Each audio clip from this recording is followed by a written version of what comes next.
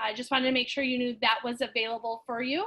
Also, remember throughout the presentation to make sure that you're muted. Sometimes there's that background noise going on, so we want to make sure that we keep mute and use the chat feature. I'll be watching the chat feature and taking question and answers after each of the case presentations. And again, like I mentioned, we will be doing a question and answer after the presentations, so that all of you, if you have any additional questions or just want to chat with Dr. Mark Lazar, we'll have some time to do that. So without further ado, we'll go ahead and get started on our slide presentation tonight.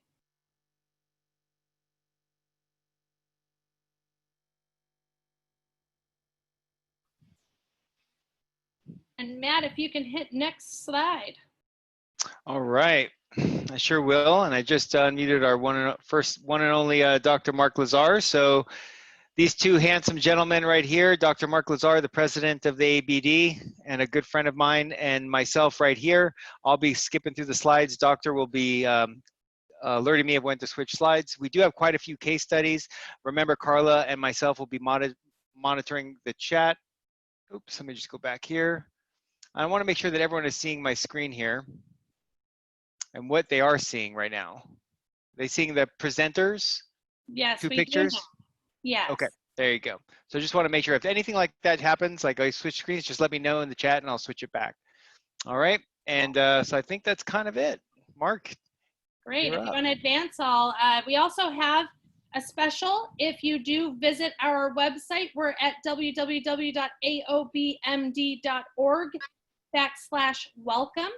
We do have a $100 discount on a one-year membership. At checkout, all you have to do is use code BIOMIMETIC.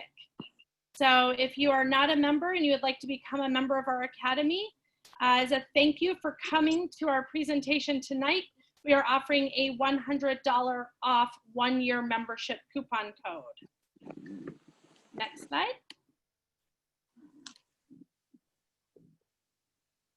And tonight it is my honor to welcome and introduce our featured presenter for our first ever Academy of Biomimetic Dentistry webinar series for case presentation, Dr. Mark Lazar. Dr. Mark Lazar is the president of the Academy of Biomimetic Dentistry and longtime member of our executive board. He is a fellow in the Academy of Biomimetic Dentistry, a master of the Academy of General Dentistry, a BA from the University of Pennsylvania, the DDS from the NYU College of Dentistry, International Lecturer of Biomimetic and Cosmetic Dentistry, clinical attending at Northwell Hospital, and past instructor at NYUCD. He's the author of numerous peer-reviewed articles, including the Biomimetic Smile Makeover. He's the author of the book, Dr. Lazar's Guide to Biomimetic Dentistry and Smile Design, the founder of the Lazar Institute for Biomimetics and Smile Design, and also owns his own private practice in New York City in Manhattan. If you could please all help me give a warm welcome to Dr. Mark Lazar. Hey, hey, way to go. Hi, Mark. Thank you so much. I really appreciate it. I'm so glad to be here with all of you guys and see such a great turnout. People from all around the world. It's really wild to be doing these webinars now. So we have a lot to go into. Feel free to message some questions as we go along. I'll pause after each case presentation so we can discuss. I gave a little teaser for those of you who joined us a couple of weeks back when we gave the State of the Academy and gave a little summary of all the things that we're going to be doing. One of the amazing things that our Academy is going to be doing is doing accreditation to make people a certified biomimetic dentist. So we have a process for being certified by the Academy of Biomedical Dentistry as a certified biomimetic dentist. And we also have a fellowship track. So these slides that I'm going to go over, these case presentations, are samples basically of what we expect our fellows to be able to do. So I'm going to give some demonstrations as far as what we would expect. And now these cases, if you look, let's go to the next slide, you'll see some of the fellowship case selections. This is some of the criteria for being a fellow. And I'm going to give some samples of these types of cases in this presentation. Last week I gave a little teaser to show, a sample case. This time I'm going to go into it in more detail. Any of these cases, feel free to ask me afterwards, and we'll be on our website for review afterwards. So let's go to the next slide. The first case that we're going to discuss tonight is a stress-reduced anterior direct biomimetic reconstruction of a non-vital tooth. So when I say biomimetic dentistry to the rescue, this case that I'm about to tell you, it's amazing. I just came back from Sardinia. Saul Presser and I were there. Joseph Sutton, who's on the call, was there as well. I've been there a couple times already, Sardinia, and Saul's been there a few times as well. We've learned at the ADC with Simone Della Peri and David Alleman some amazing techniques. And I would encourage all of you guys to go there and check it out. It's a really amazing experience. So one of the cases that I'm presenting right now is something that I learned this last time in Sardinia. Let's go to the next slide. So basically what we did was we went there and Dr. Della Peri was showing a video of how he reconstructed a tooth that was almost basically broken down to almost next to nothing. Yeah. And he had us on our typodonts break a tooth down to nothing and reconstruct and rebuild it. And it happens to be the week I got back from Sardinia, the very week I got back, I had a patient of mine. Not yet, Baba. Take it off later.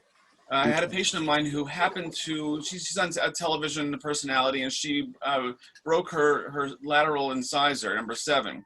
And this tooth had previous root canal therapy, and she broke the tooth. And I told her all the possibilities. I said, we could extract and do an implant. Some people might do a post and core and a crown lengthening and a crown. But you know what, if you don't mind, I'll give you the option of, if you want to try to reconstruct it. I don't know how, predictable it would be for the long term, but, I think it should do pretty well, if you wanted to give it a try. She goes, look, I'm on TV. I can't go for an extraction right now. I need to, I need to be on pretty soon. Just whatever it takes, I'll pay for it. I'll do whatever it takes. Just see if you can save the tooth and reconstruct it. So this is what we did. So let me show you the next slide. And this is what the tooth presented. It looked like this. Basically, she had an old, I don't know if it was a crown or a wraparound veneer, but basically most of the tooth structure. Go back to that slide again. Go back one. Matt, if you can go back to the previous slide. Thanks, there you go. No, the previous one. Can you go back one or no?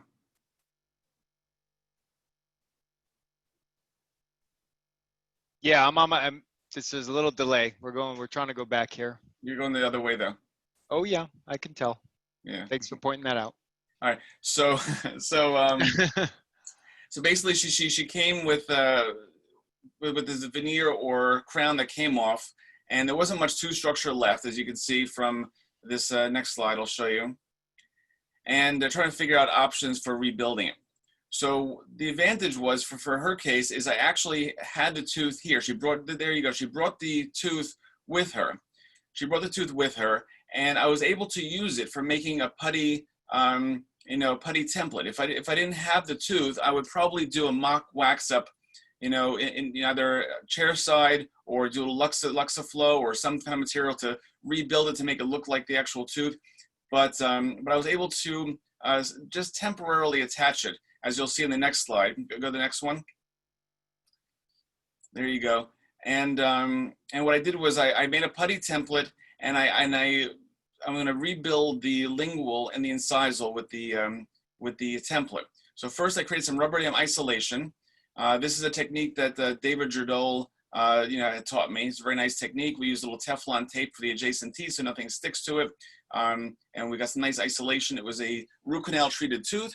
I created a nice preparation into the chamber, so it would have room for a little rib-on to help support it inside, which I'll show you afterwards. And we did the preparation we etched it and used Optibond. And then we were going to start to adhere the lingual and incisal with the putty template. So go to the next slide. So here we go. So I created a putty template based on the crown that she came in with. I reattached the crown, made a putty template, and then I added some, very thin enamel type material composite to the, just to create just a matrix for rebuilding the rest of the tooth. So I added back the lingual and the incisal, And then you go to the next slide. I use these Omni matrices for creating the contact points. For creating first I did the distal portion, I did the mesial afterwards. Basically, I have a technique that Dr. Della Perry taught us using little millimeter increments of the composite, and we're just adding it using a little bit of a wetting agent, and we're contouring to the matrix. And here I think I used maybe more of an A2 on the interproximal and tried to build it up. And then once I did the both sides, both contacts, and created now I have the scaffolding for the tooth. I have the mesial, I have the distal, I have the lingual, I have the incisal. Now I could just reconstruct the tooth. So let's go to the next slide. I'll show you what we did. So the next thing we did was we used a Ribond.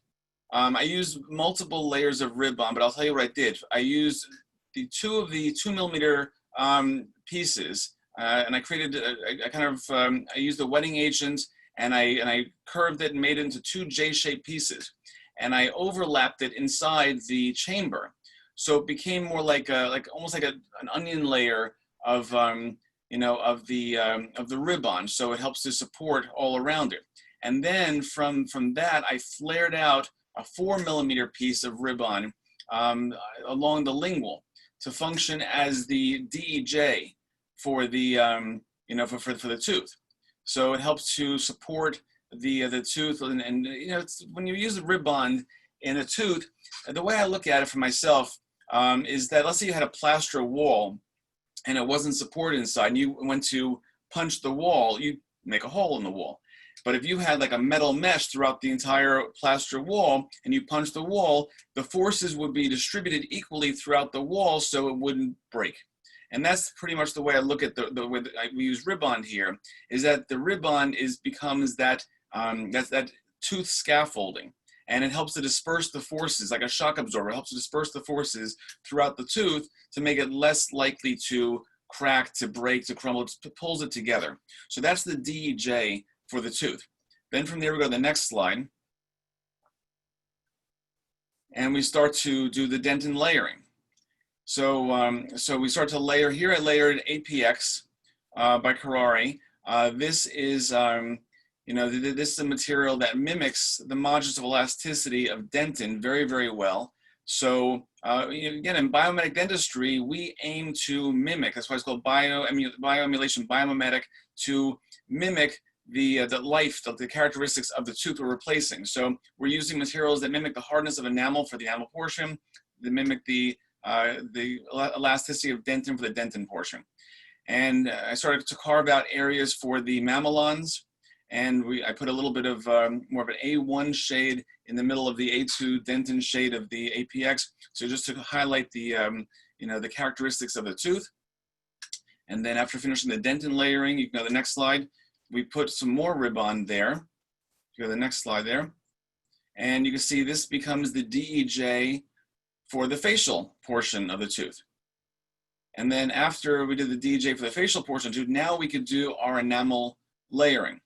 So what we did was we did some enamel layering, and I also wound up doing some custom staining. So while I'm doing, and she had some white demineralization spots in her teeth and things like that. So I used artistic brushes to blend in the shade. You go to the next slide there, to blend in the composite and to create the look of a natural tooth. So this was one visit. So basically within 2 hours, we were able to do a full biomimetic reconstruction of her lateral tooth, and it looks great. This is already back in last September, so it's been a year now. So I was in Sardinia last September, and it's been doing great, and she's very happy with it, and it works out very, very well. So to me, if we were to do a post and core and a crown and that breaks, it takes everything with it, and usually they do, and it becomes a catastrophic failure. If something like this were to break, usually we can rebuild from here. So, this is a less catastrophic. And to me, it's a great option. Again, you're doing a great service. We left all of our good tooth structure. We took no tooth structure away, and we rebuilt it same day. And the cost is, while it's a lot more than a typical bonding, it's less than doing a post core and crown lengthening or extraction and implant. So, You know, it's a very nice alternative. So I would highly recommend doing these continuing education courses, these hands-on courses, and learning things like this, because to me, this was a godsend. I mean, before taking this course, I would have just sent it out and said, I'm sorry, you know, I don't know what I could do for this thing. I would have either done a post and corner crown or an extraction. So that is completes this case. And you go the next, actually go to the next slide, which shows a finishing x-ray. So you can see the finishing x-ray of this tooth. So typically when we do these presentations, we like to organize our slides in a way where we could check occlusion to start. We take a preliminary x-ray, we show the occlusion at the end, we show the x-ray at the end, we show the isolation, we show different, so this is what the fellowship is all about, showing the various steps along the way, taking a certain case and walking it through step by step to show other people how we do what we do, and then teaching them to do it the same way. So we can be on the same page as far as making sure that anyone who claims to be a certified biomech dentist is well trained. All right, so we can open it up to questions. If anyone has any questions about this case, I'd be glad to answer it now. If not, we can, you know, move to the next case. Mark, we have a couple of questions. So first Sure. question is from Kevin. Are you using no stick to avoid restorative material pull away from its intended position prior to cure? I mean, what I do is I use a wetting agent. It's not the adhesive. You know, do not mistake using adhesive as a wetting agent. It's something called modeling resin. So I use something called modeling resin as the wetting agent. So I can use my composite instrument and just lightly just wet it gently with the modeling resin, and I use that to reshape it. The modeling resin doesn't affect the bond. You know, an adhesive might at that stage, but the modeling resin not so much. But I use it just a touch, and I could also use micro brushes to help contour in the area. And as I'm doing the layering, I'm also taking that Omni Matrix that I had there and giving it a slight pull to the lingual to help really pull it into itself. So this way it gets a real nice adaptation to the lingual wall that I created before.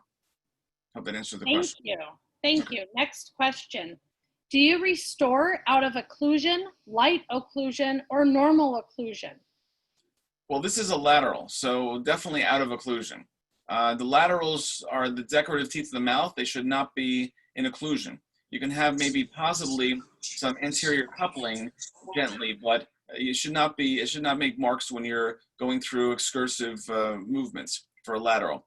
If it was in a different tooth, then I would like to have certain markings, but it depends. It really depends on the case. For example, if I have a very solid, buccal cusp, I'm restoring the lingual, and the buccal cusp was the cusp that's meant to take out the contact. I want to make sure that I finish my case with the same contact I had to begin with. If the cusp that's making the contact is the one that broke, then I would want to make a little bit more, very, very passive, so it fits in the envelope of function without putting the stresses on it. So you have to make sure, are you in, if it's a canine, are you in cuspid guidance, or are you in group function? You want to make sure that you have the forces evenly distributed, so you're not putting the pressure on the tooth you just built. So you really need to check your contacts in all excursive motions, including extreme lateral crossover. For some cases, sometimes you don't think it's in occlusion, and you do lateral crossover, which is a motion that no one would do during the normal daytime hours, but if they're a grinder at night, then they might hit it. And you also may want to recommend the person get a night guard to help protect their investment here. Thank you for that. Also, what composites have been used for enamel and dentin? All right, so as I mentioned before, I used APX for the dentin replacement. It has the modular elasticity, I think, 55 megapascals, which is mimics very well the dentin. And I use different types of composite for my enamel replacement. I think in this case I use the Vitalessence by Ultradent. So I use Vitalessence by Ultradent here, and this one really does very well for mimicking the enamel. It has different characteristics. They have like a pearl neutral, they have pearl smoke, they have pearl amber, they have all the different normal shades as well. So it's a very nice material. But I also like to blend in some customized staining, a lot of times too, to help create a little bit more of a natural characteristic.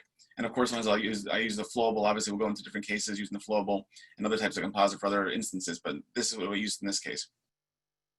Great, thank you so much. The last question that we'll take, and we'll move on to the next case study, and I think we can answer it, but will you be showing how you use the Ribond? I mean, I have pretty much most of the cases I'm showing today have Ribond in them. So I will, you'll get a real good idea as I'm going through these cases on how I lay the Ribond down. I'll go into it in detail. I have a question. Sure. How are you? Good to see you. Thank Just you. out of curiosity, what was the charge for this procedure? $2,500. Well done. Thank you. Thank you. Yeah, where are you calling from? This is Dr. Panapur from, I'm actually in Washington right now. Oh, nice. Glad you're here with us. Appreciate it. Yeah, some Pleasure. people from all over the country and all over the world, all the way from as far as the Philippines. So it's Yay. it's amazing, amazing time, amazing group. Thank you. One last, Ali Reza, are you on the call? Yes, I am. Did you have a question? Already asked. Okay, thank you. Thank you. Okay, we'll move on to the next case. All right, so this next case, I've presented before at a past meeting. For those of you who haven't seen it, it's kind of an interesting, fascinating case. I call this one, if you save tooth structure, you save teeth. And this next person, this is an example of a stress-reduced anterior direct biomedic reconstruction of a vital tooth with deep decay. The last one was a non-vital tooth anterior reconstruction, and this is a vital tooth with deep decay. So this person had a lot of issues. I mean, number 7 was, did not fare well, but we were focusing on number 6 in this visit. And just to give you an idea, this person is an 85-year-old man, okay, 85-year-old man. And I think with the way it is looking at number 6 here, most people would probably look to number 6, just focusing on number 6 here and say, oh, this either should be extracted and have an implant if the person was younger, or maybe we'll just do a crown lengthening and a root canal and a post and then do a crown on this tooth. And let's go to the next tooth and the next slide so I can show you the picture of what it looks like clinically.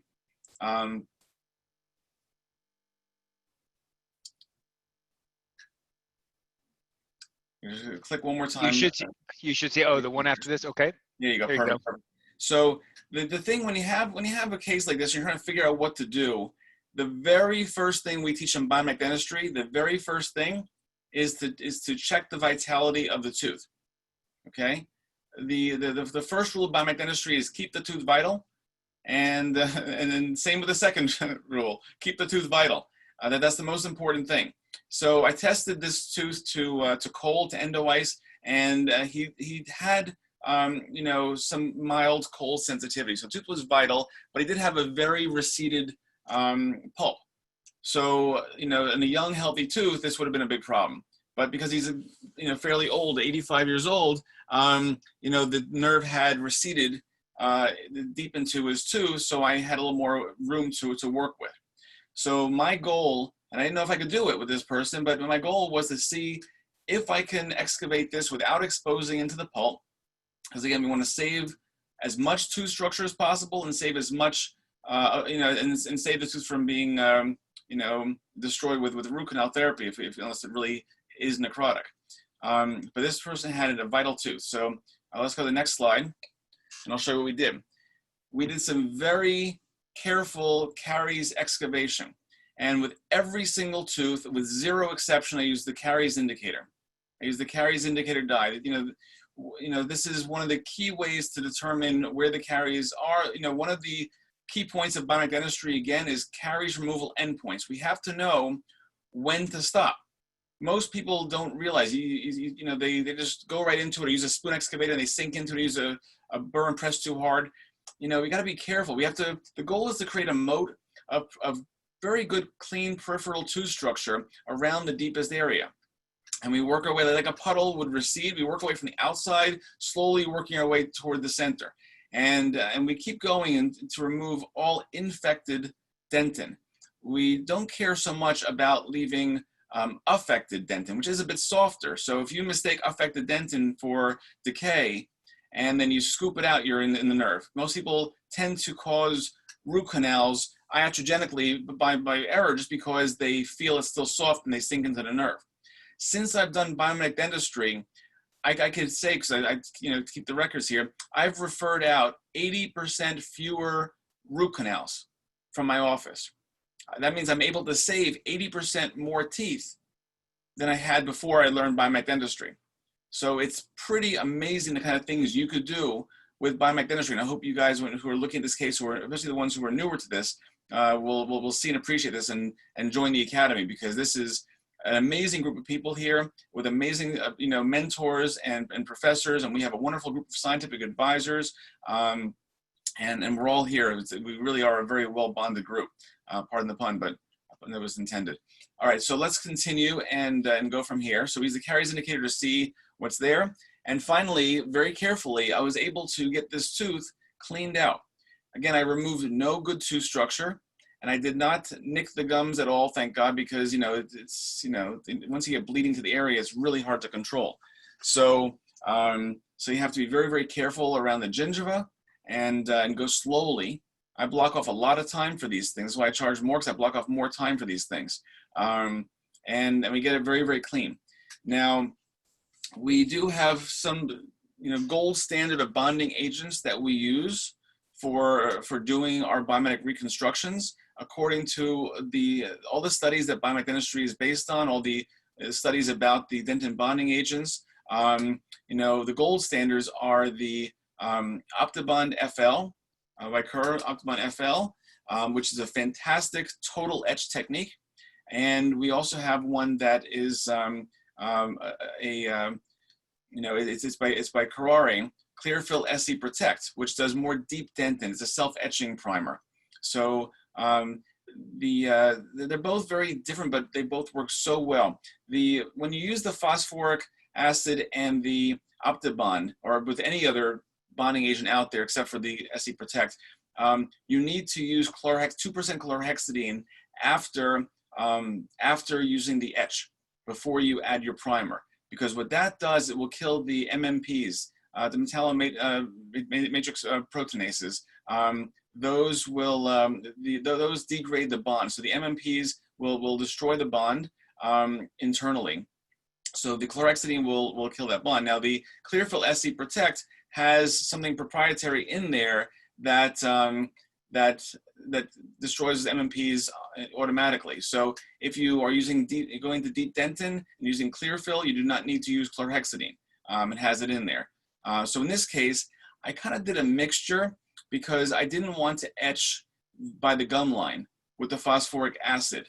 So what I did here was I did use the phosphoric acid around the enamel portion supragingival, and then after etching the enamel, only the outer enamel, I used the Clearfill SE Protect to do the self-etching primer for the rest of it, so I wouldn't cause bleeding into the area. I was just being a little innovative and creative and just trying something out. There's reasons for doing it and reasons for not doing it, and everyone has their own opinions. But that's what I did for this case. And for the isolation here, I couldn't obviously get a rubber dam on this tooth. A lot of my cases, you'll see I use Isolite system. So if you don't see a rubber dam in my cases, I'm using Isolite system and keeping the field very dry and sterile that way. So let's go to the next slide. Okay, so here, after doing the preparation, I used the Ribond. So I basically wallpapered the entire inside of the tooth with the Ribond as a scaffolding layer. And then I used the micro brushes to adapt it. So you put the Ribond, you cut the piece that fits the size you want to use. Then you dip it in the Ribond wetting agent, and then you can just lightly dab it. You want to keep it, a little bit wet, obviously, so it'll adhere. But you want to also have a resin. Ribond has their own resin you could use, a flowable, but a more viscous flowable that you can use to adhere it to the tooth. You can syringe it into the tooth and place the Ribond against it, or put on the Ribond and place the Ribond with the adhesive, toward the tooth, and use the micro brushes to adapt it. So it becomes, you want it really close up to the tooth. Whenever you place Rib-On, you want as close to the tooth as possible, as close to the cracks, as close to the thin walls as possible. And that's what we did. We're protecting these thin walls. Next slide. Okay, then I use the material called Everex. Everex is the material that that they have in Europe. It's from GC Europe. I think this is supposed to be coming out with America too, but I'm not sure if they do. I still have my supply from Switzerland. Thanks to Dr. Jadol. He introduced me to Everex. I love it. It's a great material. And it's basically like a dentin type of replacement material that has shredded fibers of polyethylene mesh inside there. And I just use that to help get rid of act like a shock absorber for this tooth as well. So use Rib-On, then I use the Everex. Next slide. Then I use some APX around the neck for dentin layering. Keep in mind at the neck of the teeth, that's where the tooth flexes the most. So you want the most give, the most elasticity. So I wanted to make sure I have a replacement that mimics the elasticity of dentin. So I use APX by Kuraray in this area. Next slide. Then I use my enamel replacement. Here I use the Estelite Omega by Tokiyama. And it has a nice incisal translucency and natural translucency that works well for teeth to bring out the natural characteristics. Next slide. I use a little more APX, a little more enamel replacement, and we have the final restoration. So here you go. You can see how the tooth looks. It looks like a brand new tooth, and again, no crown lengthening, no root canal, no post, no crown, no extraction or implant. I saved this guy's tooth. 85 years old. That's a great service. He may very well have this for the rest of his life. Who knows? It's a nice service for him. And I did check the occlusion. I did not want canine guidance for a tooth this fragile. So I made it very, very passive and left him more in group function. And that was it for this case. Next slide. All right, so before I get into case 3, any questions about the last case? Yes, we do have some questions. Okay, Right. So Nancy says, will you be showing how to do indirect resin restorations to restore as an alternative to a crown or molars or premolars? Most likely in a different presentation. This group of presentation I'm giving now, this case presentations are more direct. I have a whole series of indirect restorations also. Basically, there's multiple ways of doing biomimetic restorations, whether it's direct or indirect. They're both biomimetic. So if you're replacing the enamel portion of the tooth with something that's replacing the enamel, such as an indirect restoration, that's fantastic. You would then, would have to go over cases where I show how we build up what we call the bio base. We build up the dentin portion of the tooth first, and we protect and restore the internal portion of the tooth, and then use the outer layer for the onlay. I have a fantastic case I've lectured before showing a biomimetic smile makeover where I do the entire smile without doing crowns or invasive work, just by doing onlays and veneers and bonding. But so yes, so a different presentation. We'll do some more indirect. And there's so many aspects of biomimetic dentistry. I want to be able to show you guys samples of gingival margin elevation with indirect restorations and all sorts of really cool, wild things. So I just picked a handful of things I thought would be fun for tonight. And different time, I would be more than happy to come back and show some more cases. All right, next question from Michael Johnson. How did you isolate the margin around the gum line? Teflon tape, I was board? waiting for that question. I mean, Teflon tape was an innovative way to do it. What I did was, in this case, I actually just used an instrument that kind of retracted the gum very gently, and I held the tissue very lightly away from the margin, and then used some round burrs. As I'm going around, I'm kind of going with the instrument around the tissue. So this way I wouldn't nick the tissue. So that's how I did it for this case. A lot of times I might pack cord and do it that way. On a rare occasion, I might do a little bit of laser there. Teflon tape is not a bad idea also. There are different ways of doing it. But in this case, believe it or not, I just used an instrument, pulled the tissue down a little bit, and just went around very, very carefully without nicking the tissue. Great, thank you. One last question. Kevin Silva had one comment and one question. He said, very nice aesthetic result. Dr. Lazar, well done. His question is, do you use aluminum oxide air abrasion at all prior to applying your Denton bonding system? Good question. You know, I do use air abrasion on occasion, not as much as some people. Usually I do air abrasion when I'm trying to recapture the bond.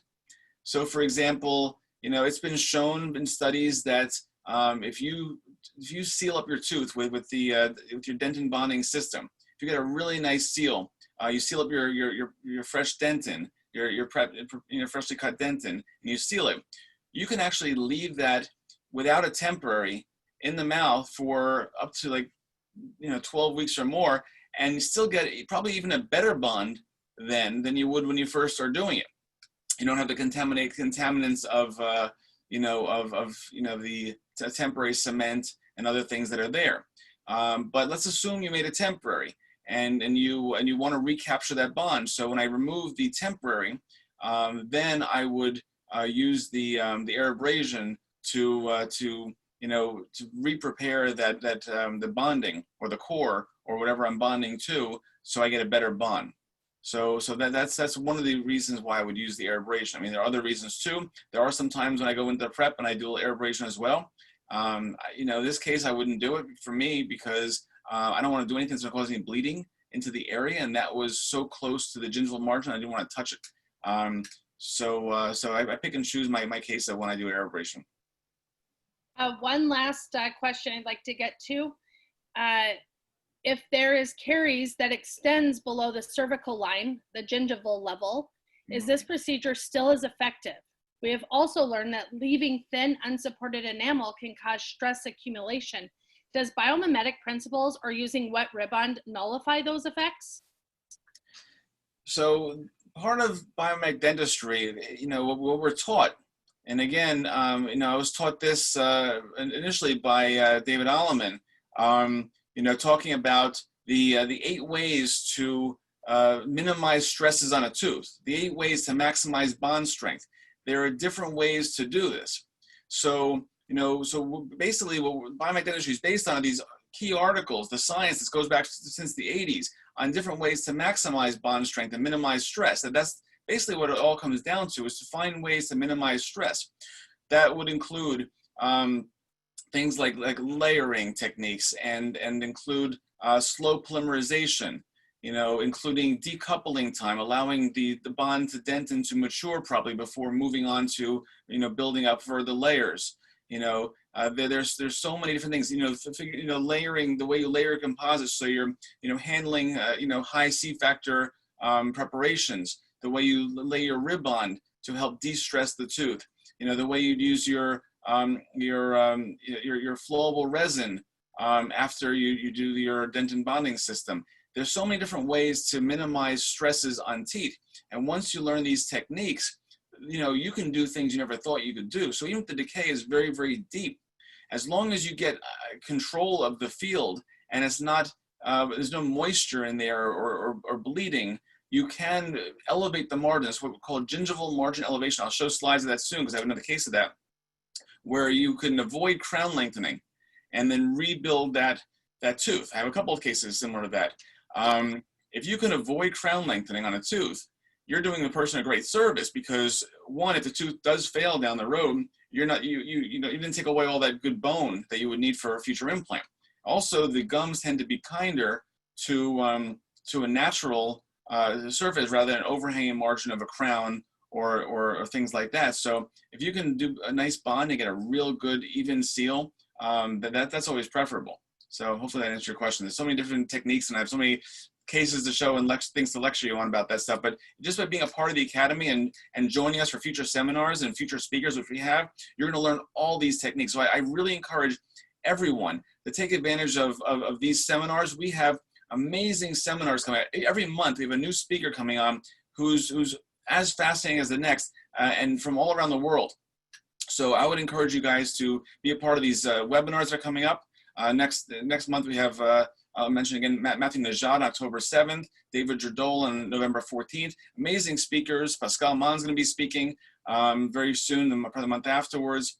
And if you join the Academy, and this discount, I would definitely recommend you get like almost like a student rate. It becomes, after the $100 discount, it becomes $195 to join. You have access to our entire library, videos and lectures and articles and everything. So it would be one of the best investments you could make. So I would recommend that.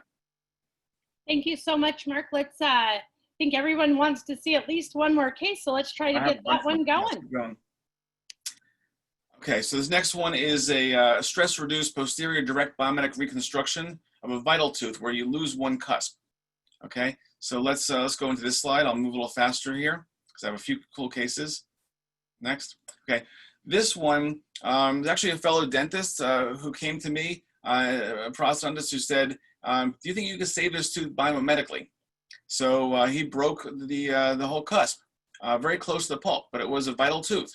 And this one did go subgingival, talking about gingival margin elevation and going subgingival. So let's go to the next slide. And you can see what it looks like clinically. I'm sure we all see things like this all the time where you break a cusp and like, oh shoot, what do we do? How far did that go? Do we need to do crown lengthening? A lot of people are just taught just to do a crown lengthening and do a crown. Then you're taking away all the good tooth structure on this tooth. And then sometimes you almost force a root canal and you stick a post in there. You know, it's just the whole tooth death cycle. And we want to avoid that. So the goal for me is to do everything possible to leave all of that person's good tooth structure. So as you see, it has red markings there. We took the bite, the occlusion first. Took a photo before so I know where to finish at the end. So in this case, we want to finish with the same markings at the end. And this is, again, a vital tooth. Next slide. So we remove the old restoration. We use the red dye to see where we go. We use our peri-probes to measure to see how far we are from the nerve, so we know how when we stop with the caries removal endpoints. And you'll keep going here. Okay, next slide. Then once we get all cleaned, we do isolation. Here I used an Omni matrix and a wedge and a matrix within the matrix. So if you can actually see carefully, I have Teflon tape that's wedged between the Omni matrix and between the other matrix that's inside the tooth. So what I did was I wanted to get better adaptation on the matrix. I'm trying to elevate that margin, and I wanted to wedge it down further down so it doesn't, you don't get fluid seeping through the base. So I got the Omni matrix there, I got the wedge into place, and I got another matrix down into there, and I pushed down the Teflon tape so I can create the size and matrix of the tooth I'm trying to reconstruct, the cusp I'm trying to reconstruct. Here I prepped it with the phosphoric acid. I used Optibond FL here, and then I let it set. I allowed it to decouple, and then go to the next slide. What I did was, while I'm allowing it to decouple, you can see I'm layering the enamel replacement material. So I'm doing like I'm layering a brick wall. I'm just layering, and with every little tiny layer I'm doing, I'm light curing for about 5 seconds or so. 5 to 10 seconds, just doing a little bit of a flash cure light just to set the material, but not so much that you want to set the whole wall yet. You want to just do layer, and once the wall is in place, then you do a full cure, so you get the rest of the cross-linking to happen. So I did layer. You don't want to connect one side to the other side because you don't want to cause any stress and have it shrink and cause open gaps or things like that. So you just do a little layering. And one of the things that I always adhere to is turn every preparation you can into an occlusal. So I always try to create an occlusal from whatever I have. So here I rebuilt that wall layer by layer, elevated the margin, and I rebuilt that wall. And then once the wall's built up, I use Vital Essence for this. You can go to the next slide. What I did was I scaffolded that area with Ribond. And then once I pulled that wall I created to the adjacent walls with a Ribond. So it's all unified together. And I even put some more Ribond across the floor as well to kind of pull everything together. And then I put some Everex inside the box with the deeper part to help, support it and act like a shock absorber as well. All right, next slide. The dentin layering, you can see the inside areas of the anatomy of the tooth. So I would do one inner cusp at a time with the dentin replacement material. just one section, the light cure, next one, light cure. So this way you're not pulling, you're able to address the deep C factor issues. So you can do layer, layer, layer. Next slide. Then I do the occlusal with, and then from here I built up the enamel portion. We use the occlusal, and again I checked my occlusion. This is before polishing. I checked the occlusion to make sure I had contact in the same cusp where I started. And you go to the next slide, and you can see the finishing X-ray of the tooth. All right, so that's that case. You go to the next slide, and any questions you have, we'll answer that. And then I have a bunch of cases, so we can move on if you want a little faster. One quick question. How do you know to stop removing caries if you're very close to the pulp? That is a fantastic question. And again, I give a whole lecture just on that. It's called caries removal endpoints. And in fact, if you, if you look at my article and all the other articles that are out there on biomedical dentistry, actually on our website, we have a lot of articles there too.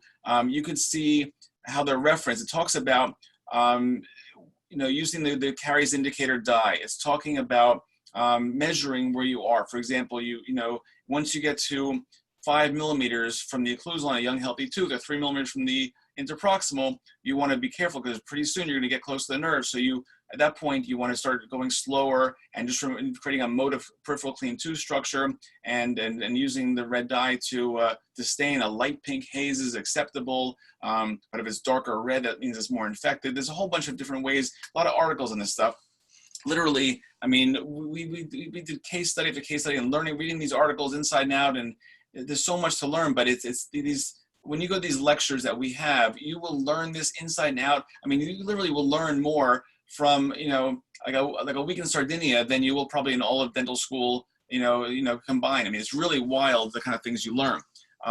So you'll feel very comfortable knowing when to stop and how to remove caries without exposing nerve. Like I said, I refer 80% fewer root canals. I can save these teeth. If they're vital, they usually can be saved. So we'll go with that. So I encourage you to do more lectures. Two quick ones. Did you use Chlorix after using phosphoric acid etch to remove MMP? I use ozone. Is it effective for MMPs? I'm not an ozone person personally, so there are people who are. So I would defer you to speak to them who like to using ozone. So I can't speak to ozone as much because I don't use that in my practice. I'm open to it, but as of now I just have not.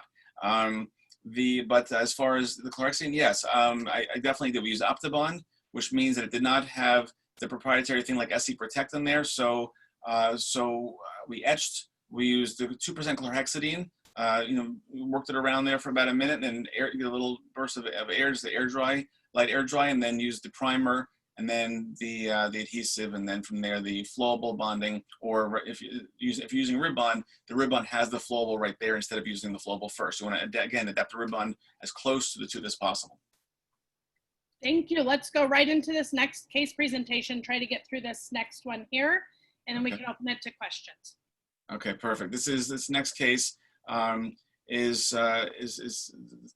call it "You Can Save More Than You Think." All right, this is a stress-reduced posterior direct biomimetic reconstruction of a vital tooth with cracks. So this is an example of something that most people get in their office. It's a giant, enormous old amalgam that is failing. This is a 60-year-old male. Number 29 is the tooth we're talking about. Now the caries was very close to the pulp, but the nerve thankfully had receded quite a bit. So when I tested it, it was vital. All right, next slide. This is how it presented.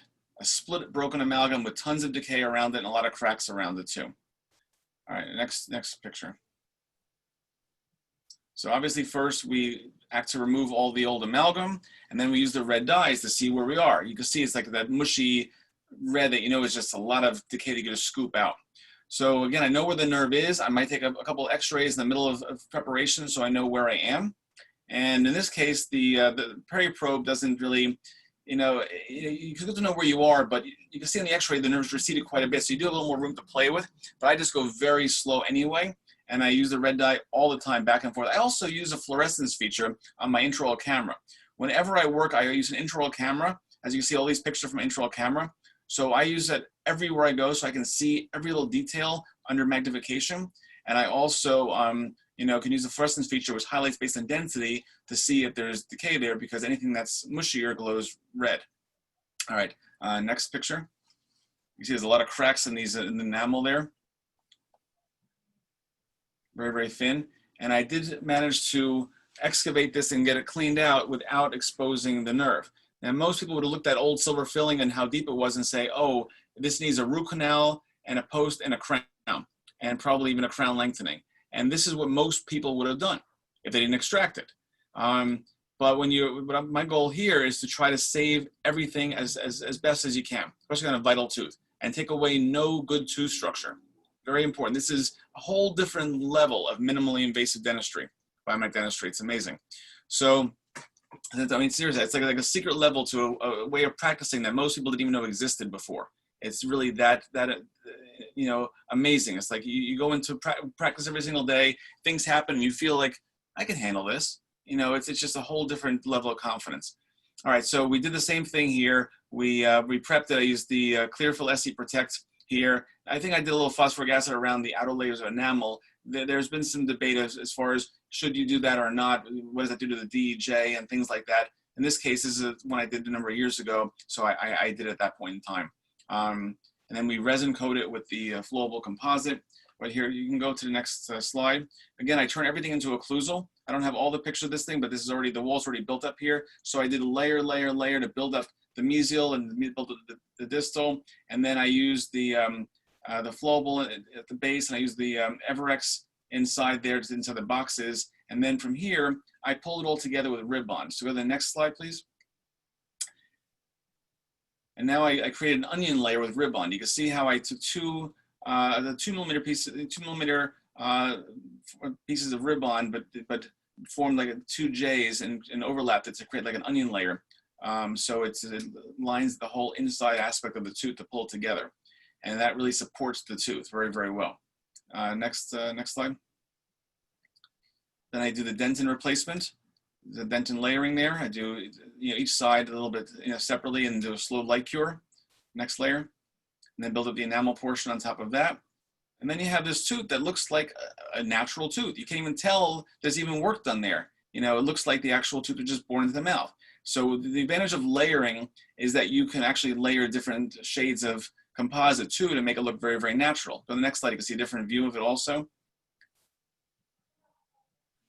And that's the tooth from a different view. So we kept the same natural characteristics. We reinforced it. The cracks were all supported, and the tooth. This has been there for already probably about 6 years already. So it's just doing quite well. All right, next picture. All right, next slide.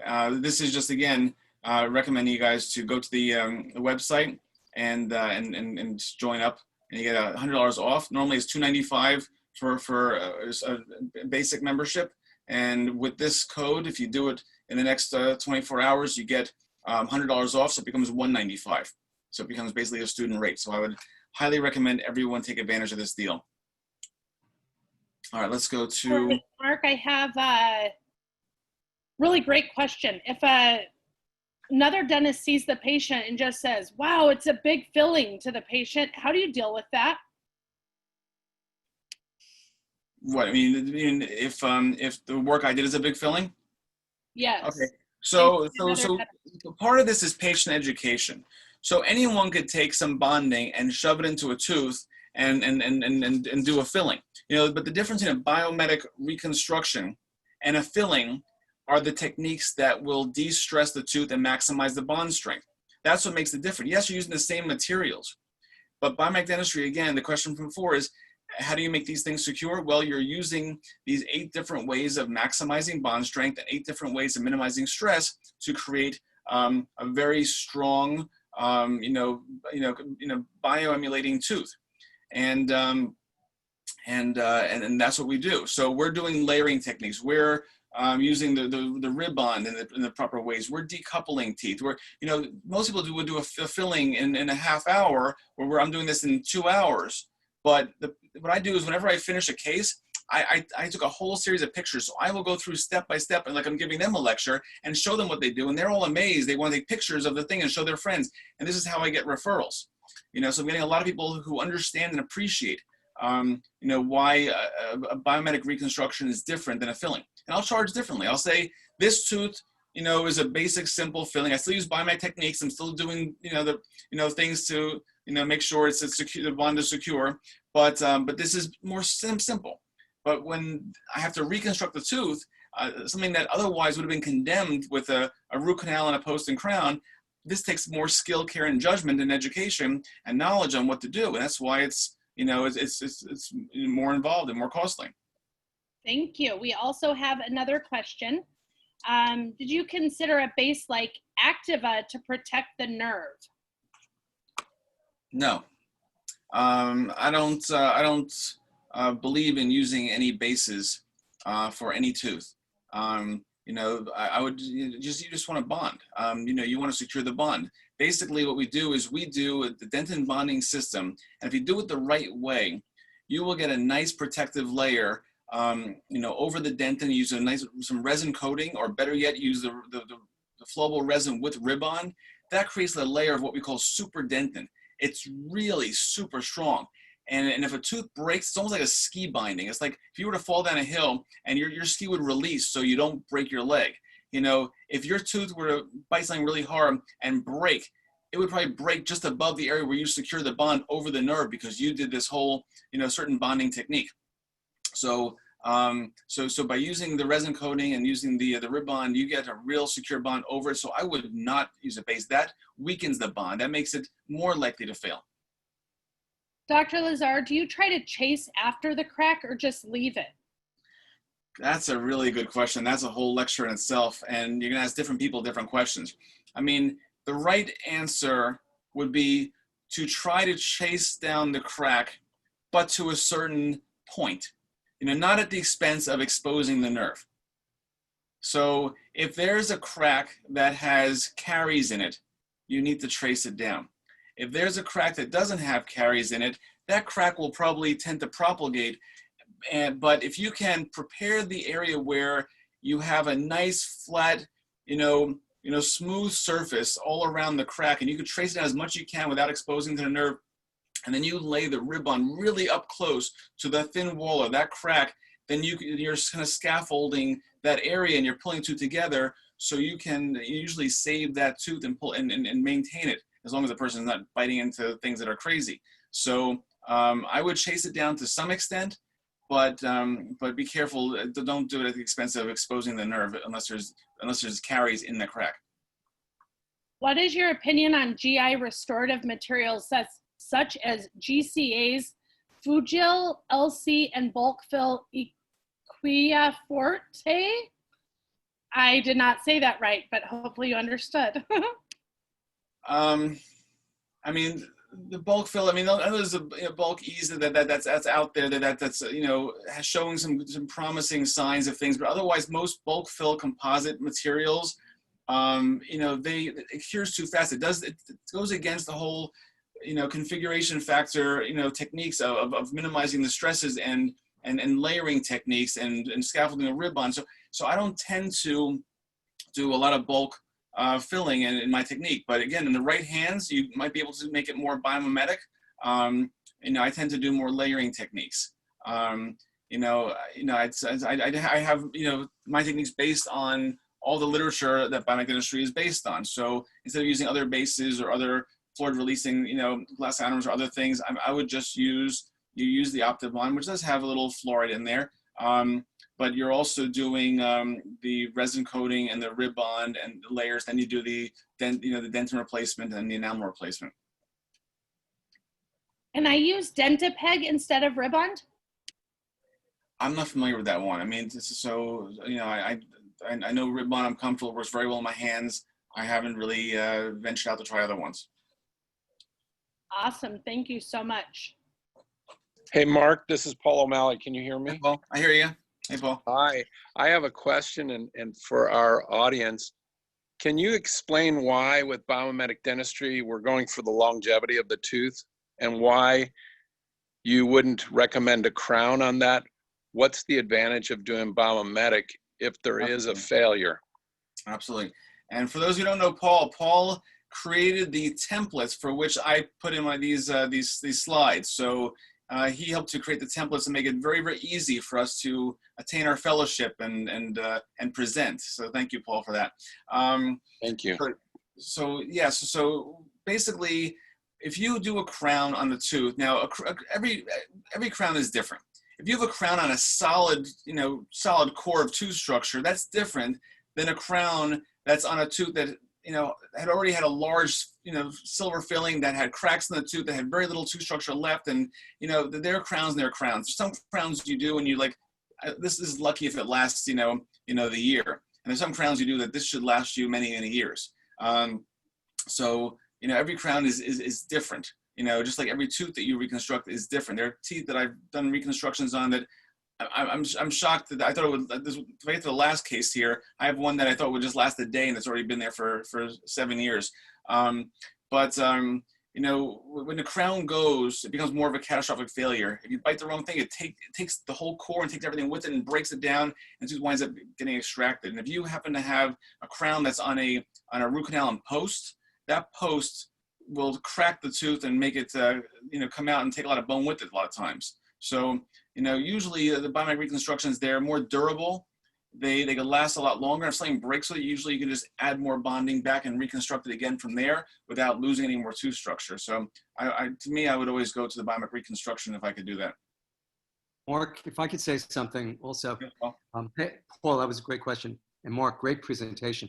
You're more likely to avoid root canal therapy by doing a more conservative biomimetic restoration, as Paul was just describing, and have a better long-term prognosis for that tooth. And as you just said, Mark, you can repair it, as opposed to when you have a crown and root canal post and core, it's just more likely to result in a catastrophic failure. Absolutely, Saul. That's right. And the goal of biomedical dentistry, again, is to keep teeth vital.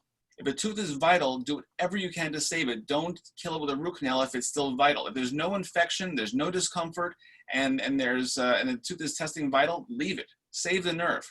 And these techniques that we are all teaching, and you'll be experiencing as you attend all these conferences, you will see all the different ways in which you can save these teeth from this catastrophic way of the tooth death cycle. All right, let's go on to the next case. Hey, Mark, actually, we're at about 8:10 here. We have a couple other questions, wondering if maybe we should wrap so we can ask some questions and talk, if that's okay.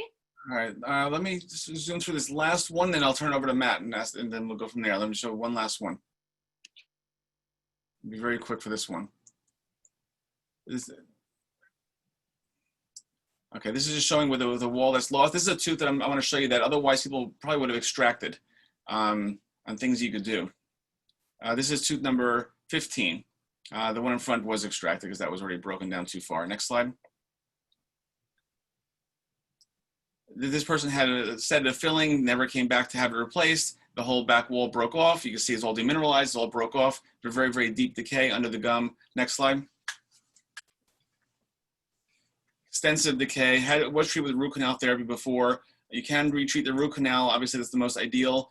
This person didn't want to do that, but we went down to get it as clean as possible without doing that. So you can see the next slide, after using Carrie's indicator, get everything clean. We got the tooth spotless. And we're trying to manage that gingival tissue in the back, which was the biggest challenge part of this thing. So when we're reconstructing this tooth, I did not etch or prepare the very distal part of it yet. I'd worked on the rest of the tooth and then went back to the distal afterwards. So go to the next slide. So you can see here we used, we sealed up the tooth. We used Everex into the chamber, into the base. And then once the chamber was filled up with Everex, go to the next slide, we used the Ribond. Next slide. We used Ribond to actually scaffold the whole inside of the wall. Then I used the dentin material, the APX on top of that. Then I went up doing Ribond a second time just to connect from buccal to lingual to help to get a little more strength to it as well. And then next slide, there's some more dentin layering. You see I'm layering the dentin to mimic the anatomy of the tooth. Next slide. And then we have the enamel replacement. So basically I was able to save this tooth from a post-core crown lengthening, which if we did the crown, would have taken away all the good tooth structure that was left there. or we saved it from an extraction. And basically this tooth is pretty solid. This has been here for a few years now. It's a solid tooth. And I will end with that. I will take these cases and throw some indirect ones and do another presentation at a different time. So let's turn over to whoever has a few more questions, and we'll have Matt do his thing. Awesome. Okay. I think that the other question got answered. People are starting to chat in the chat box. It's really cool. Nice. Really cool. So thank you so very much. If we could all, even a silent clap for Mark. Great job. Thank you for doing this.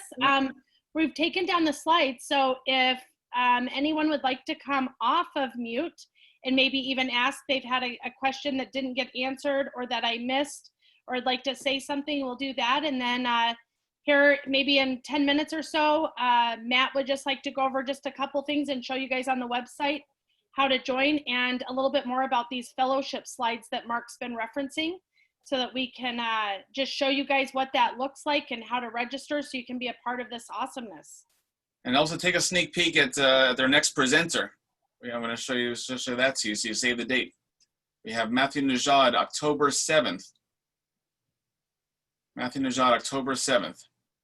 So he's got a great presentation coming up then. So please put this in your calendar, hold the date. We will, we have your information, so we'll get you can register at our website pretty soon, and we'll get you set up. So you don't want to miss that one. I do see a question here, Mark. What kind of longevity do you express to patient and things like this? I try to be very real. I try to tell the patient what I think, what I would do in their case. So for example, that first patient I said who broke that tooth, the lateral was there. I gave all the options. Said you could do an extraction and an implant. That might be the most predictable for long-term, for forever kind of thing. Or we can do a post-core crown, but that is a good chance that's going to fail and put you through a lot of time, effort, and money and stress. And I think it's not going to do so well. And this was a technique that I said, this is a great other option that we could do it the same day, right away, for a reasonable cost. So when the patients understand all the possibilities and what to expect, and you've been through the pros and cons, they're more open to it. I had a patient just a couple days ago who came in. I thought I was doing a basic occlusal filling, and there was a giant crack going down the whole tooth. I had to remove the entire old large restoration. It was down the middle, but he wasn't that symptomatic, but he was cold sensitive. And I said, look, we have an option. We can extract this thing right away and do an implant. I can do a crown and the whole thing, but I don't know if that's that's probably not stimulated for a root canal and everything else.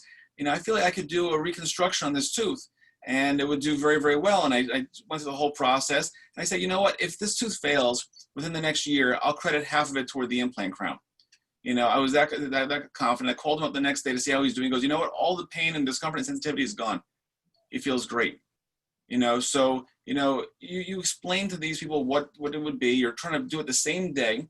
You're trying to do it without the root canal, without seeing multiple different specialists, and without going through surgeries. And the cost is reasonable compared to what otherwise it would be. So it becomes a no-brainer.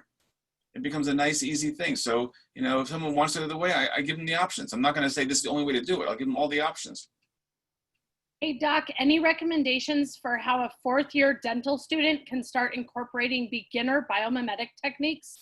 Most of the clinic professors don't believe in anything that isn't traditional, unfortunately. I know, and that's why I'm not on staff there anymore now. I got a little annoyed.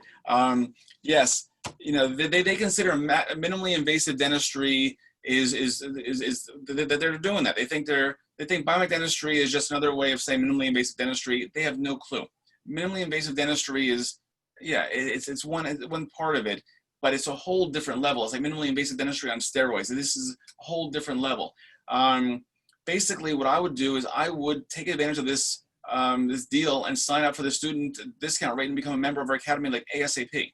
You would then join us for each of our lectures each month and hear the speakers. Utilize your membership and go into past lectures which are there. We have some of the best speakers around the world. It's already taped on the website. Just go in there and watch these videos. You will learn more from watching these videos than you will your entire 4 years of dental school. And then when your mind is open and you realize, oh my God, it's like taking that red pill and going down the rabbit hole and say, oh my God, this is what it's like. This is This is what I could learn. Your mind is blown and you say, I need to learn more. And you can get as active as you want. If you want to become, a member and become certified, we'll guide you. And become a fellow, you'll have a mentor to take you along the way the entire time. So I would join the Academy, be with this group. We have an amazing group of people. Take the course in Sardinia or Utah with David Alleman and Simone Del Perry. Take the course with Najat and Pascal and all these other people who are part of our scientific advisors. And we have an amazing group of people, Ray Bertolotti. We have a whole group of people who are just fascinating and amazing. And you'll learn so much from all these people. So that's what I would recommend doing. Sign up, be a part of it, join us, and ask us any questions you have anytime you want. Hey, Mark, this is Paul O'Malley. Can I add to that? Yes, please.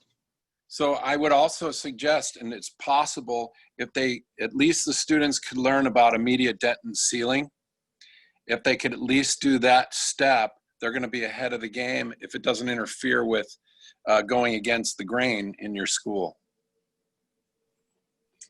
Absolutely. There are a lot of things that I was doing in dental school that I didn't realize. It just made sense to common sense. Like, for example, if you're going to do, a tooth and you're doing a total etch, you can disinfect with chlorhexidine if it's available. That's a nice thing to do. You can allow after you do your bonding agent, allow it to mature for a few minutes before starting to build it up. That's decoupling.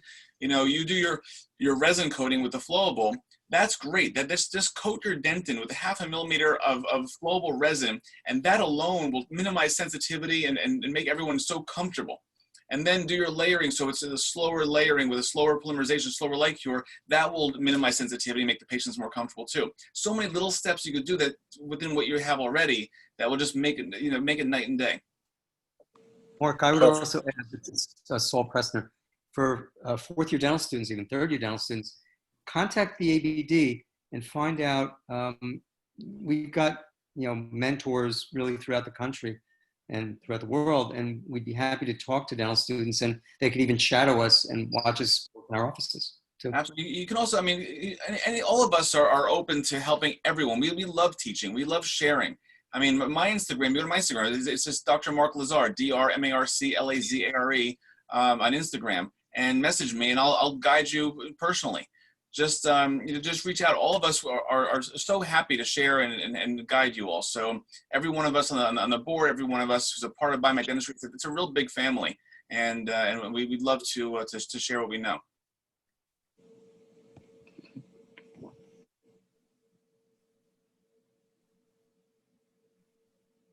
Okay, Matt, you want to take over and talk about the website and what we could offer? Absolutely. So if anyone has any more questions, feel free to just kind of interrupt and jump into this. In the meantime, I'm going to go over a few things here that we want to make sure that everyone covered.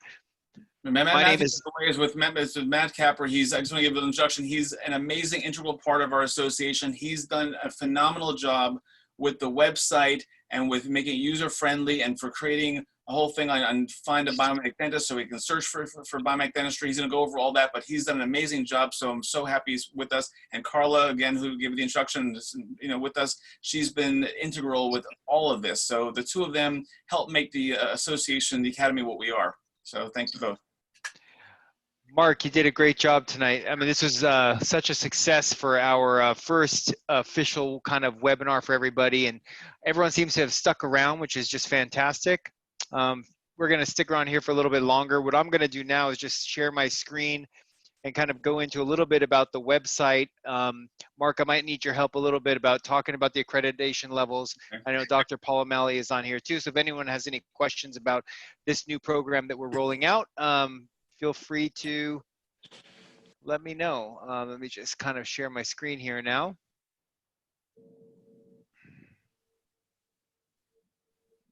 Here we go.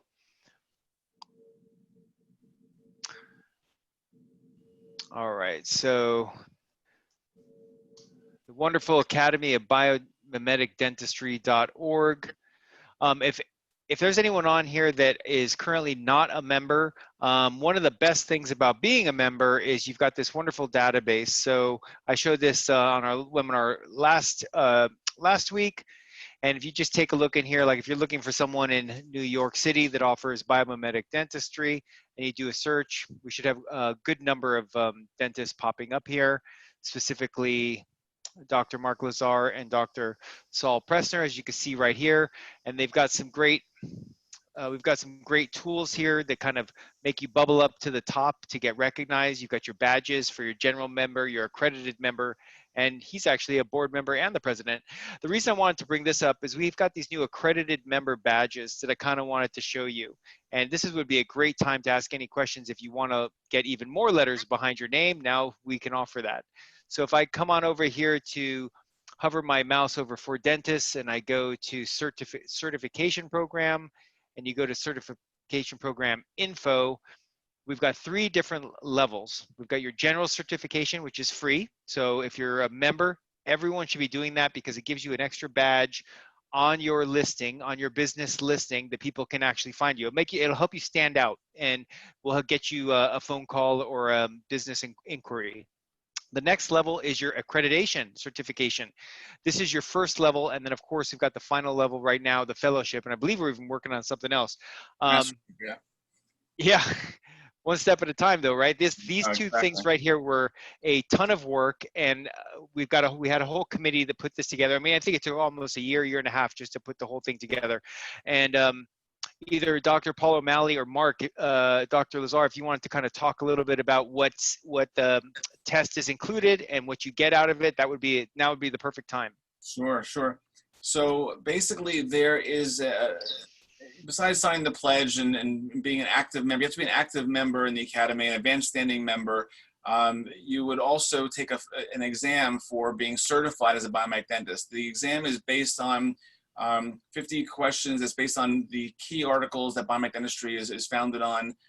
It's kind of an open exam, so you can go through the articles. You have access to the articles, and then answer the questions and do well. Then you also would, once you get past the accreditation or become accredited, this certifies you as a true biomedic dentist. A lot of people out there, whether they practice holistic dentistry or general dentistry, they might hop on the bandwagon and say, oh, I practice biomedic dentistry. We want to keep this thing pure. We don't want other people who don't really know the right techniques to say they're doing it and water it down. You have patients who have issues and it becomes, well, that's not so good. We want to make sure that the people who are certified are people who can handle true biomedic cases like the ones you saw. And then we have a whole different level after that, which is a fellowship, where people who want to become a fellow, they would of course also take another exam to show that they are proficient in the knowledge for being, considered to be a fellow. You have to be active for a period of time, and you are a member in good standing and sign the pledge, of course.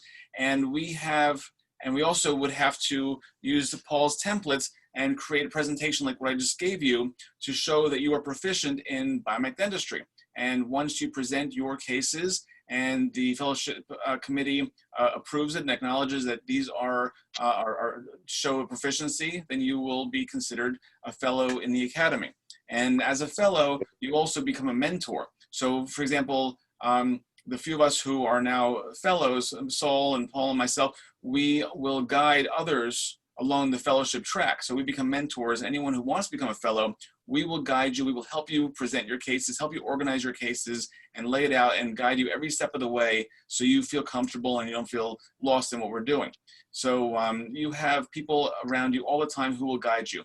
And the scientific advisors, who are an amazing group, they are overseeing the Academy and guiding all of us along our way. So so you have a lot of support, and by doing these things, it really sets you aside from anyone else who's out there practicing. And like Matt said, you get these badges to show that you are at these different levels. And I encourage you also to become active in the Academy too. So if you are interested in becoming more active and being on different committees, definitely speak to us. We would love to welcome you and encourage you to work with us and eventually maybe get you on the board. So it'd be a nice thing to have you as part of our group. There are also some other, you do need a few other CE hours to become a fellow. And you can find all of the certified places that you can go and get the additional CE from a list of pre-approved lecturers and teachers of biomimetic dentistry. so that you can obtain that CE to also be qualified for the fellow exam. Absolutely. A lot of our scientific advisors and our speakers, they have courses that we approve for CE credits. So if you take their lectures, or better yet, do their hands-on courses, then you will get a lot of CE credits that will be applied toward your certification and toward your fellowship. So for example, if you took the course in the ADC in Sardinia, that's like a week course, you'll get a lot of hands-on experience, amazing knowledge, and you get a lot of CE credits, which will be applied toward your certification and fellowship.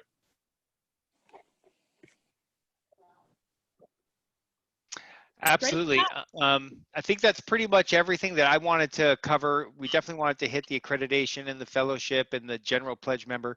If anyone has any questions about general membership or basic membership or advanced memberships regarding the website, feel free to jump in right now or put it in the chat box. We also have full descriptions and videos of what those are on the website.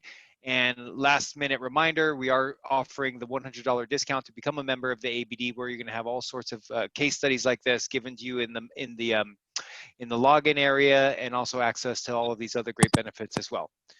So that's Hey, Matt, go ahead. Yeah, Jay Resnick. Why don't you mention that we do have an annual scientific session every year, except for the pandemic. Yes. Except for this year. So 2020 obviously got canceled along with everyone else's conventions and meetings. We are set for 2021 if we are allowed to have it. So we already have our keynote speaker, who would be Pascal Mann.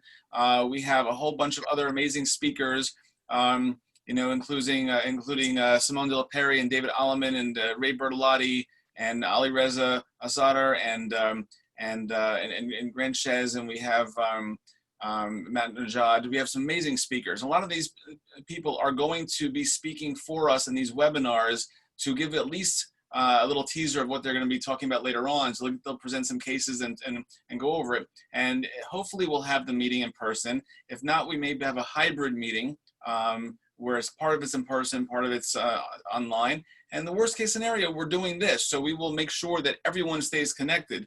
But we are ready to roll out. We have everything set to go, the contract, the place, and it's going to be in Los Angeles.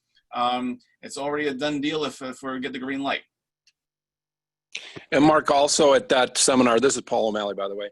Yes. We're going to be having the Biomimetic 101 course the day before the actual seminar starts. So Yes. for new people that are on this call, if you're still there, this might have been a steep gradient for you to absorb a lot of the advanced techniques that Mark was showing so beautifully, but you'll get some of the basics there. And then you can move into various other lectures and various other courses to propel your knowledge and career in biomimetic. The one thing I would say is that when people learn biomimetic and they really get into it, it changes their life and practice. It becomes really so much more enjoyable because we're able to save teeth that couldn't otherwise be saved, prevent root canals, prevent a lot of these catastrophic failures, and give people this wonderful option. Mark, what a great job you did in presenting that today. Thank you. Appreciate that. And thank you so much to any of you that are on the call right now, that this is the first time that you've ever joined us or been a part of something that was biomimetic related. We just appreciate your attendance so very much and look forward to bringing you these presentations each and every month. It is our goal to have this on the first Wednesday of every month at 8 p.m. Eastern time. So mark your calendars. We have also been talking about possibly doing another event on Saturdays at a different time to help with the time zones internationally. So please watch your email. We'll also be sending text reminders, and check back to our website. That's where you can always see what's coming up, what the next event is, how you can register, and just be active in the Academy of Biomimetic Dentistry. You will learn so much just from even logging in, and there are case presentations, there are past lectures. Our last 2 years of courses that we've given at our annual conference are on there for our advanced members, so they can reference those. So there's a lot of information here. You got a little snippet tonight from Dr. Mark Lazar thank you so much for sharing with us all of those wonderful case presentations. And we can't wait to welcome next month Matt Najad. Matt Najad, October 7th. And then we have David Jerdol, Saturday, November 14th at 4 p.m. He's from Switzerland, and he's also an amazing speaker, and I can't wait to introduce him as well. Wonderful. Did anybody have any other questions? Want to talk to Dr. Lazar or any other person on the call? You feel free to unmute yourself and join in the conversation if you'd like.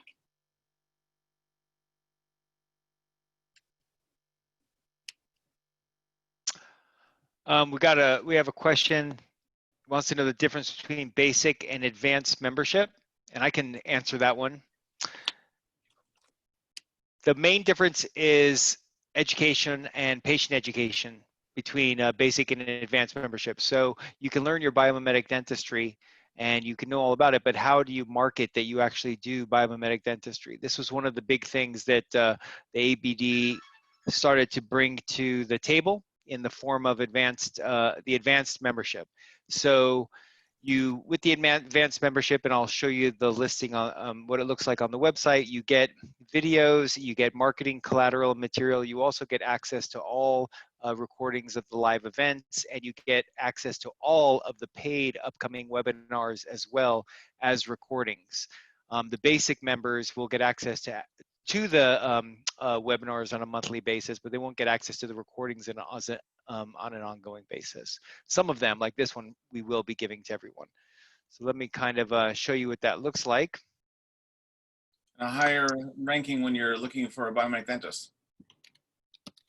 Oh, absolutely. That's a really big one. Thanks, Dr. Lazar. So if I'm on the find a biomedic dentist in your area and I type in New York City, you'll see that our advanced members bubble up to the top and they get a lot more traffic and clicks to their website and phone calls. So I'm going to go ahead and do a quick search here. This is actually one of the big things. You see, you kind of bubble up to the top and you get this little yellow tag. So that's one of the things that you get. You also get marketing videos and marketing collateral. So you can come in here to the For Dentists, you go to Join the Academy, and we fully listed out exactly the difference of what you get. Mainly it's marketing materials and it's access to recordings and all of this stuff. Oh, we do have one really cool video that you guys should check out if you're interested in it. It's called the What is Biomimetic Dentistry video. You can click on it and see an example of it right there. It will put you in the video with Dr. Alleman and Dr. Pascal Mon and yourself, and we kind of cut you in that you can then use as a marketing tool in your practice, which is really, really nifty. Like what Dr. Lazar was talking about earlier, where you give the options to your patient of what they can do. We've got some dentists that actually show this video and say, you choose. Here's a video you can take a look at. It's a 5 or 6 minute video. They watch it. By the time they're finished watching it, they just kind of sign up for the biomimetic treatment. So hopefully that explains it. And feel free to reach out to us as well. Me and Carla personally monitor the email and the text messages that come in. Let me see if there's any other questions here. Great presentation. You get a lot of nice words, Dr. Lazar. Good to hear. How long is the discount code active for, Matt? The discount code's going to, as of right now, it's active for the next 24 hours. So everyone who comes on the on the live Zoom recording with us gets access to the $100 discount. That's going to apply towards your basic membership or your advanced membership. Doesn't matter. It's like a free $100 for coming on live.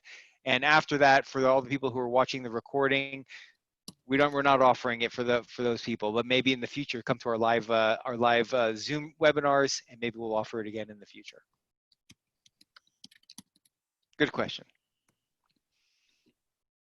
Thank you so much. We had so many recent graduates and dental students also on the call. That is just so super cool. You have no idea.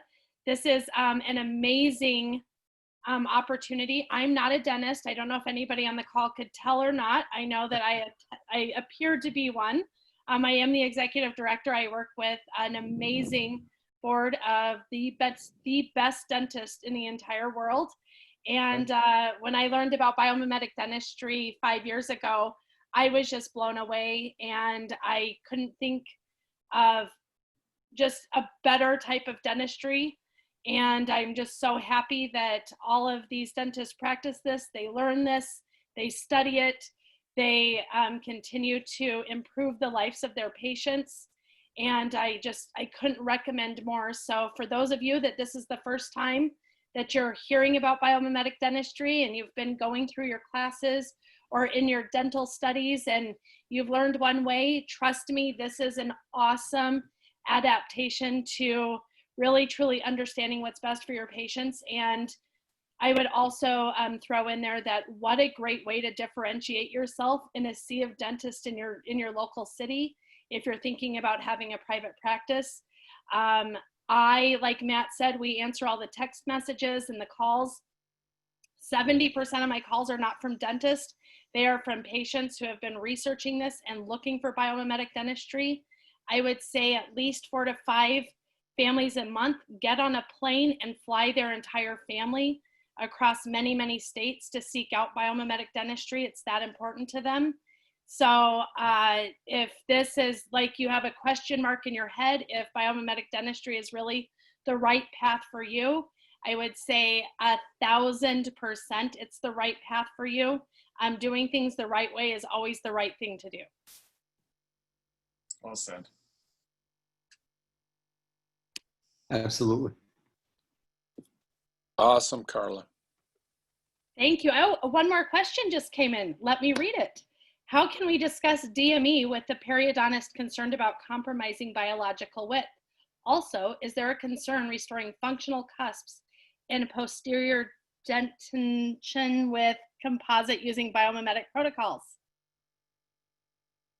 Good question. So I wanted to get to some other slides where I had some more gingival margin elevation demonstrations, for both direct and indirect. I mean, if you can elevate the margins, then you can put a rubber dam on it when you're inserting indirect restoration. So I have another case where I was going to show where basically you have a margin that's very deep. If you can isolate it and you can get the margin elevated, which basically means you're taking that margin and elevating it to the point where you can bond securely to it without the bleeding, where you can get the isolation, it's so much better than doing a crown lengthening. You're taking away bone from a tooth that otherwise might need it for a future implant, or that would affect adjacent teeth or cause areas where you might trap food and debris in there to cause more caries. So whenever you can elevate the margin, I would go that way. And usually you can. I mean, most cases that I didn't think I could, I've able to do it. I had a case a few weeks ago where I had this young girl who was 16 years old, friend of the family. She was going somewhere else, and I said, very deep decay. I said, before you do anything, before you see anyone, I just come here. I could save the tooth. I could probably don't do the root canal. Don't do anything yet. Before they were going to jump into root canal and a crown. And they said, well, it might be a little too late. I already saw a dentist for an emergency. He tried to clean out the decay, and he exposed into the nerve and said I need a root canal. So I feel bad. I feel like that tooth is something I probably could have saved, but it is what it is at that point in time. So then they came in, and then I said, well, let me see if I can save it at least from a crown lengthening. So she came in, and I was able to save it from a crown and save it from a crown lengthening and save it from a post. So I preserved all of her existing good tooth structure, and the gums are healthy around it. She's comfortable, she's happy, and picture a 16-year-old girl going through, crown lengthening surgeries and having a crown that is going to fail in a few years and lose that tooth and have to have an implant. If you could save that tooth for as long as possible, that's what you want to do. And we can do it predictably with biomimetic dentistry. So it's really an amazing thing to have in your arsenal. It's like literally gives you such confidence to know you can handle things that otherwise you couldn't handle before. Hey, Doc, Ken wants to know if you do more direct or indirect in posterior teeth in your practice. That's a wonderful question. I used to do a lot more indirect. I think I'm doing a lot more direct now. Because I feel once I'm already building the tooth up and creating the whole bio base and doing all the layering, I can just kind of just keep going from there and just build the whole thing up. I have control over the layering, the shading, the technique. I feel like I can make it look perfect and beautiful doing myself. So I do a lot of direct reconstructions. There are times when, of course, I'll do indirect. You know, I'll pick and choose those cases. Depends on the aesthetics. Depends on the you know, the person and their grinding and their habits and everything else that's going on there, or what they've have adjacent to it. But a lot of times I'm doing direct, and I'm doing a lot of direct restorations for opening up bites. You know, people, you know, have my ceramists do a wax up of the entire dentition that's been worn down for the reason of the collapsed bite, and I'll build the whole thing out. I'll use silicone putty indexes and stents to build up each individual tooth with bonding to the proper occlusion. This way I can always add, I can always take away. I'm not taking away any tooth structure, and the person has their own tooth underneath, fully solid and secure underneath there. And I could always go to an indirect restoration if I want to, but I find it can do some amazing conservative smile makeovers with biomech dentistry direct techniques. Cool. Ken is talking to you in the chat bar. I don't know if you're seeing it, Mark, but he said, very interesting. He loves him some direct too, AKA the human rock machine. I love it. Also, I just wanted to say, Heinel, I don't know if that's how you pronounce your name, but he is here from Dubai. This started at 4 a.m. for him. He's been asking some great questions. I mean, it all started this was all started for him while he was scrolling Instagram. I just lectured in Dubai 2 years ago. I loved it there. I gave a whole intro to biomech dentistry in Dubai. Right. Great group. We had like, I think we had 1,400 dentists there at that lecture. It's amazing. Great group. So cool. He just bumped into the concept of biomimetic restorative dentistry on Instagram during the lockdown and the pandemic. So he's just trying to learn from all of these sources and is extremely thankful to the ABD for doing this. He thought of sharing his testimonial so that he could encourage the recent graduates in this meeting, and that you guys are one step ahead of your peers. Keep rocking. Perfect. And then one last question. How do you manage to get compensated for direct restorations and other biomimetic procedures? This is a big challenge for us students who are about to graduate with lots of loans to pay off. Good question. I'd love to talk about this. All right, so patient education. So what Matt was saying about the educational materials with the advanced membership, that is great for educating your patients. So that's one way to make it easier. So I would definitely recommend that. But I take the time to describe to my patients what I'm doing and why I'm doing it, and about the options. So I usually say, okay, so we have this tooth that's very broken down. One option, which most dentists probably would go to, is doing a crown for this tooth, and possibly even a root canal and a post, and maybe even a crown lengthening. That's one way to go. I'm more conservative. I try to save all the tooth structure.